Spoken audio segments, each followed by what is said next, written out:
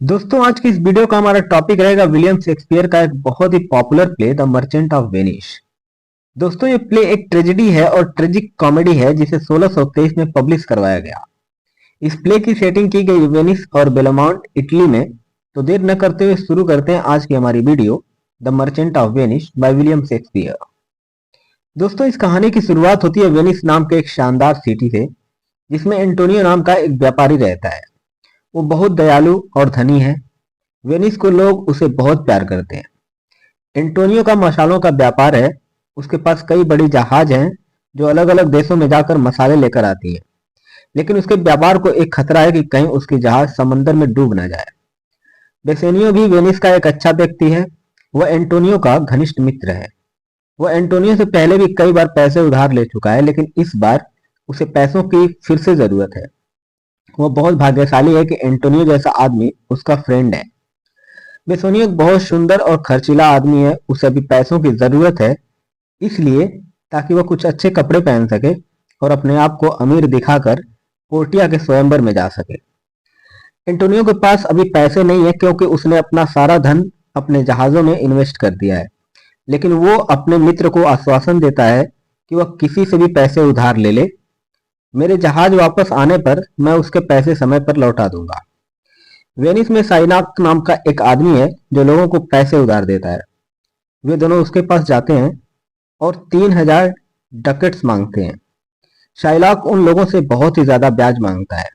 यह सुनकर एंटोनियो उसे बहुत बुरा भला कहता है कि तुम लोगों से इतना ब्याज वसूलते हो। ऐसा सुनकर शाइलॉक एंटोनियो से कहता है कि मैं तुम्हें 90 दिन के लिए पैसे बिना किसी ब्याज के दे दूंगा, लेकिन यदि तुम समय पर पैसे नहीं लौटा पाए तो मैं एंटोनियो के शरीर से 1 पाउंड मांस काट लूंगा। बेसोनियो इसके लिए तैयार नहीं होता है, लेकिन एंटोनियो को अपने जहाजों पर पूरा विश्वास है कि वह उसके पैसे समय पर लौटा देगा, इसलिए वह इस शर्त के लिए तैयार हो जाता है। पैसे मिलने के बाद बेसोनियो अपने एक फ्रेंड ग्रेसियानो के साथ बेलमाउंट चला जाता है, जहां पर पोर्टिया रहती है। दूसरी तरफ पोर्टिया अपनी नौकरानी नेरिशा के साथ अपना दुख व्यक्त कर रही है कि उसके पिता ने जो शर्त रखी है कि पोर्टिया से सिर्फ वही व्यक्ति शादी कर सकता है जो इन 3 छोटे संदूकों में से सही संदूक को चुनेगा, वही इंसान पोर्टिया से शादी कर सकता है। इसलिए पोर्टिया थोड़ी दुखी है क्योंकि लोग इस पहेली का उत्तर देने में फेल हो रहे हैं।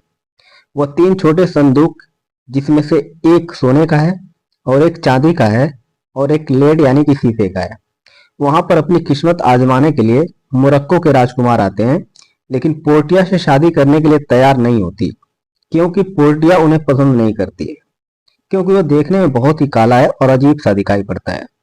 लेकिन मोरक्को के राजकुमार यह भी कहते हैं कि यदि वह पोर्टिया से शादी नहीं कर पाए तो वह कभी शादी ही नहीं करेंगे। लेकिन शर्त के हिसाब से यदि उन्होंने सही संदूक को चुना तो पोर्टिया को उससे शादी करनी पड़ेगी। लेकिन वह सही संदूक को चुनने में असमर्थ रहता है।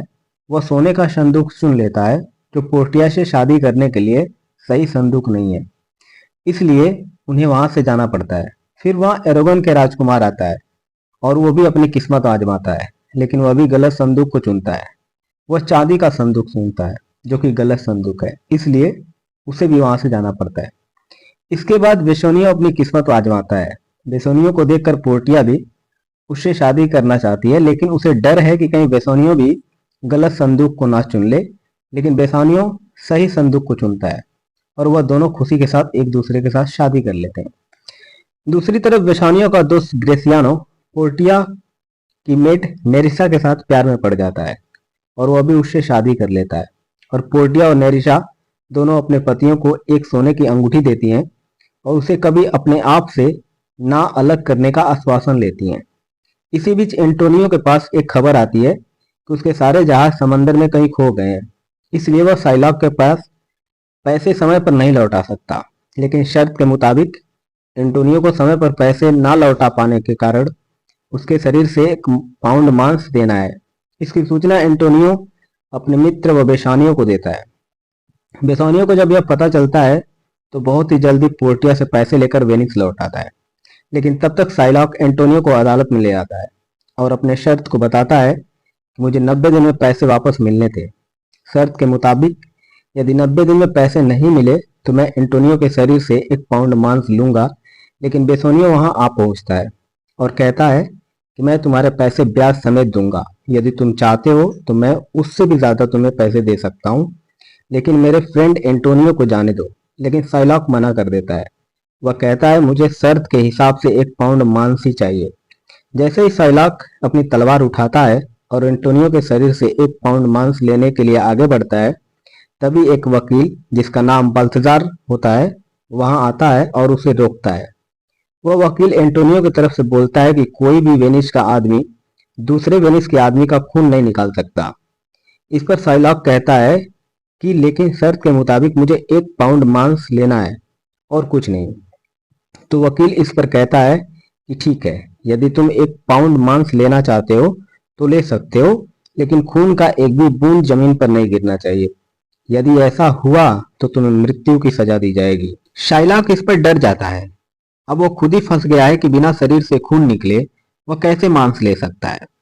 अब वो बेसोनियो से पैसे लेने के लिए तैयार हो जाता है, लेकिन वकील यह भी मना कर देता है कि तुमने यह पहले ही मना कर दिया है कि तुम्हें 1 पाउंड मांस ही लेना होगा, वह भी खून की बिना एक भी बूंद निकले। इस पर साइलॉक कहता है कि मुझे अब 1 पाउंड मांस भी नहीं चाहिए और ना ही मुझे पैसे चाहिए, मुझे बस यहाँ से जाने दो। लेकिन उसे वहां पकड़ लिया जाता है कि उसने एक वेनिस के आदमी को मारने की कोशिश की है। अब निर्णय यह आता है कि शाइलॉक को अपनी आधी संपत्ति वेनिस के नाम करनी होगी और आधी संपत्ति एंटोनियो के नाम करनी होगी। लेकिन एंटोनियो उस पर दया दिखाते हुए कहता है कि मुझे शाइलॉक की संपत्ति नहीं चाहिए, लेकिन वह क्रिश्चियनिटी को बहुत बुरा भला कहता है, इसलिए उसे क्रिश्चियन बनना पड़ेगा और अपनी आधी संपत्ति उसे अपनी बेटी के नाम करनी होगी। शाइलॉक इसके लिए तैयार हो जाता है क्योंकि उसके पास अब कोई दूसरा ऑप्शन नहीं है। इसके बाद वकील और उसका क्लर्क दोनों अपने घर जाने लगते हैं। तो एंटोनियो बेसोनियो से कहता है कि वकील साहब को इनाम में कुछ देना चाहिए, इन्होंने तुम्हारे मित्र की जान बचाई है। तो वो दोनों वकील के पास जाते हैं, वकील को कुछ मांगने के लिए कहते हैं। पहले तो वकील मना कर देते हैं, लेकिन इन दोनों के बार बार कहने से वो कहते हैं कि मुझे तुम्हारी यह सोने की अंगूठी चाहिए। लेकिन बेसोनियो इसे देने से मना कर देता है क्योंकि वह उसके प्यार की निशानी है। लेकिन एंटोनियो के कहने पर वह दे देता है कि उसने उसके मित्र की जान बचाई है और वकील सोने की अंगूठी को लेकर वहां से चले जाते हैं। वो दोनों बेलमाउंट जाते हैं। जब बेसोनियो बेलमाउंट में पहुंचता है तो उसकी पत्नी पोर्टिया उससे पूछती है कि उसकी दी हुई अंगूठी कहाँ है। वह बहुत घबरा जाता है, लेकिन उसके घबराई हुई दशा को देखकर और पोर्टिया उससे कहती है कि वहां वकील का वेश बदलकर वही गई थी और जो क्लर्क के भेष में था वो मेरी सेविका नेरिसा थी, इसलिए वह सोने की अंगूठी मेरे पास ही है।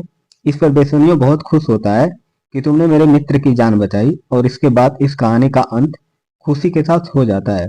तो दोस्तों, अगर आपको भी ये कहानी अच्छी लगी हो तो लाइक शेयर और सब्सक्राइब करना मत भूलिएगा। Thank you so much.